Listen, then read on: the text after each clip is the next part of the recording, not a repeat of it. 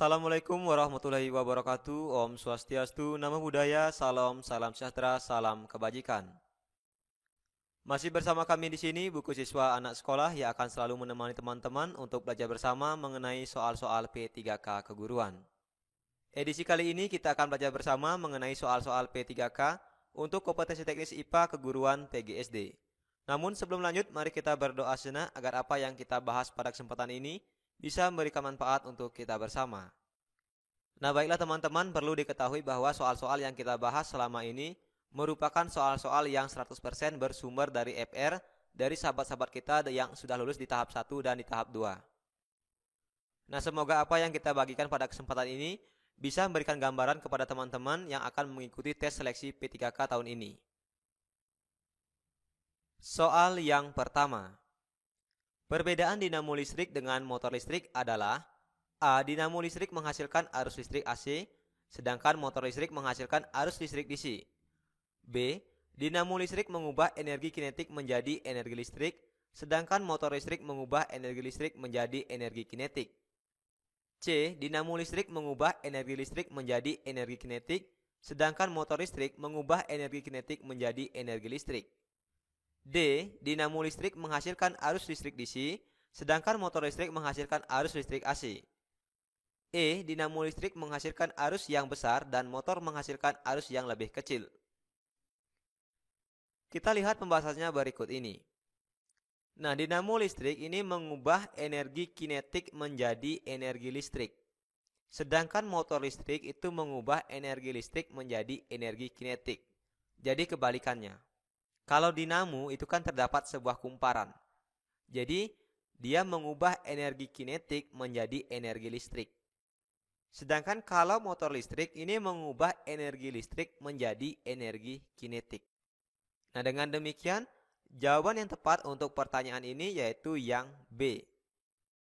Dinamo listrik mengubah energi kinetik menjadi energi listrik, sedangkan motor listrik mengubah energi listrik menjadi energi kinetik. Nah, perlu teman-teman ketahui apa sih itu arus listrik DC atau arus listrik AC? Nah, DC itu direct current, yaitu arus listrik yang searah. Misalnya pada aki dan baterai. Nah, contoh benda yang menerapkan prinsip dari arus listrik DC ini seperti TV, radio, lampu, mobil mainan, dan laptop. Sedangkan arus listrik AC, alternating current, ini arus listrik bolak-balik. Misalnya listrik PLN, dinamo, turbin, genset. Nah, ini contoh penghasilnya. Nah, contoh benda yang menerapkan prinsip arus listrik AC ini mesin cuci, teman-teman.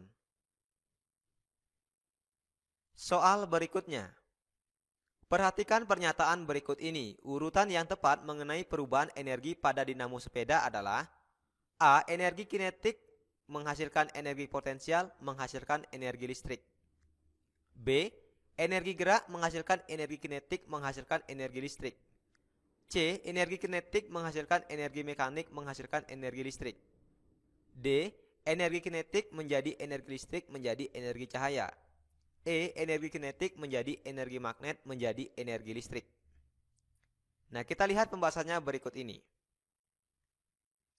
Nah, mungkin teman-teman yang pernah melihat sepeda ontel zaman dulu, itu dia memiliki lampu yang bersumber dari energi listrik pada dinamo.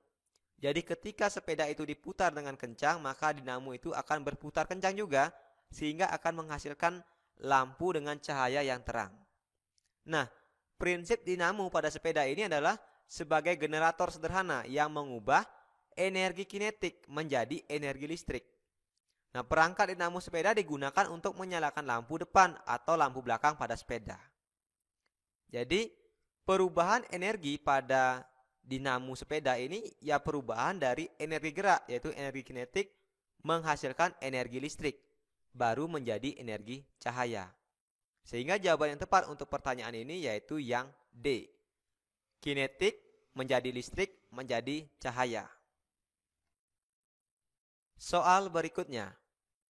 Perhatikan pernyataan berikut ini. Tahapan yang tepat mengenai perubahan energi yang terjadi pada PLTA adalah A. Energi potensial menjadi kinetik menjadi listrik. B. Energi kinetik menjadi potensial menjadi energi listrik. C. Energi kinetik menjadi mekanik, menjadi energi listrik. D. Energi potensial menjadi energi kinetik, kemudian menghasilkan listrik. E. Energi mekanik menjadi energi potensial dan menghasilkan energi listrik. Nah, kita lihat pembahasannya berikut ini.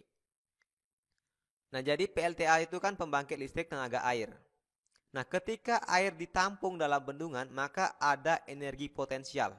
Nah, ini kan airnya ditampung dalam sebuah bendungan, sehingga akan ada yang namanya energi potensial. Ketika air di bendungan dialirkan lewat pipa, maka menjadi energi kinetik, yaitu energi gerak. Jadi air yang ditampung ini dialirkan lewat pipa, maka akan ada energi kinetik. Nah, ketika aliran air dalam pipa digunakan untuk memutar generator, maka akan berubah menjadi energi listrik. Jadi potensial, kinetik, listrik. Maka jawaban yang tepat adalah yang A. Potensial, kinetik, listrik. Soal berikutnya. Perhatikan pernyataan berikut ini. 1. Tidak dapat diperbarui. 2. Ramah lingkungan. 3. Ketersediaannya terbatas. 4. Tidak menyebabkan polusi. 5. Dapat diperbarui.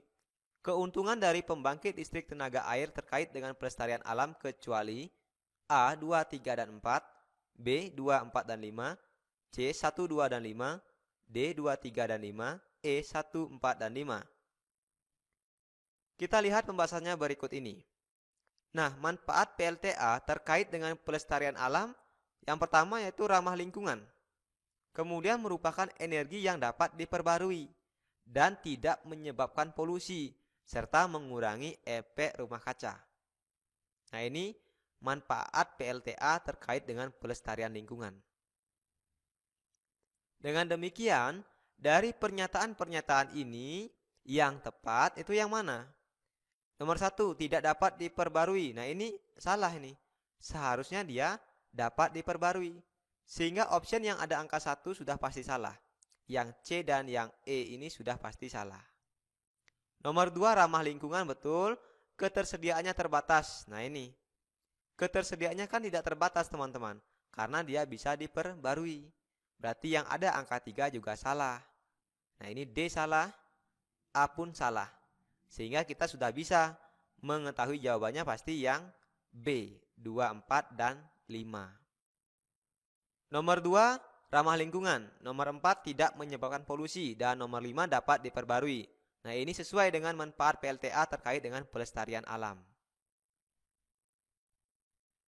Soal berikutnya. Pernyataan yang benar tentang listrik statis yang terjadi pada percobaan menggosokkan penggaris plastik ke rambut kering adalah A. Saat penggaris plastik digosokkan ke rambut terjadi perpindahan muatan negatif atau elektron dari rambut ke penggaris. Permukaan penggaris menjadi kelebihan elektron. Di saat itulah ketika penggaris bermuatan negatif didekatkan dengan kertas yang bermuatan positif, muncul reaksi tarik-menarik. B.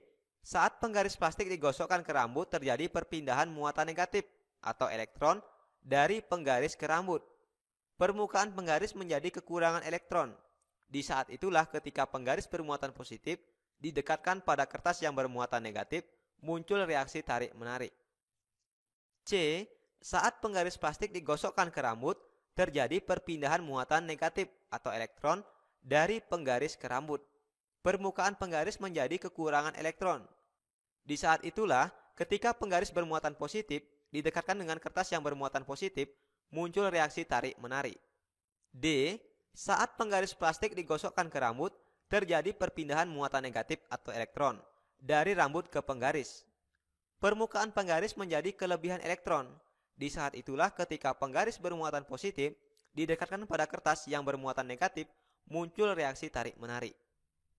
E. Saat penggaris plastik digosokkan ke rambut, terjadi perpindahan muatan negatif elektron dari rambut ke penggaris. Permukaan penggaris menjadi kelebihan elektron.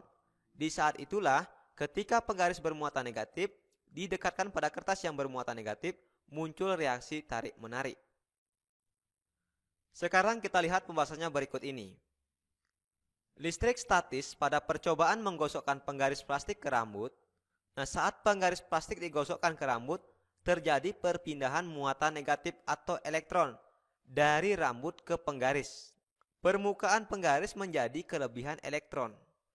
Dan di saat itulah, ketika penggaris bermuatan negatif didekatkan pada kertas yang bermuatan positif, muncul reaksi tarik-menarik. Nah, dari option A sampai E, yang tepat yaitu yang A. Saat penggaris digosokkan ke rambut, terjadi perpindahan muatan negatif atau elektron dari rambut ke penggaris. Kemudian penggaris menjadi kelebihan elektron, sehingga ketika didekatkan dengan kertas yang bermuatan positif, akan muncul reaksi tarik-menarik. Nah, baiklah teman-teman, mungkin cukup sekian dulu latihan soal kali ini. Semoga apa yang kita bahas pada kesempatan ini bisa memberikan manfaat untuk kita bersama. Dan saya doakan untuk teman-teman yang sedang berjuang dalam tes seleksi P3K tahun ini, semoga diberikan kemudahan, kelancaran, dan membuahkan hasil yang baik. Akhir kata saya ucapkan terima kasih dan mohon maaf atas kekurangannya. Sampai jumpa dalam video pembelajaran berikutnya.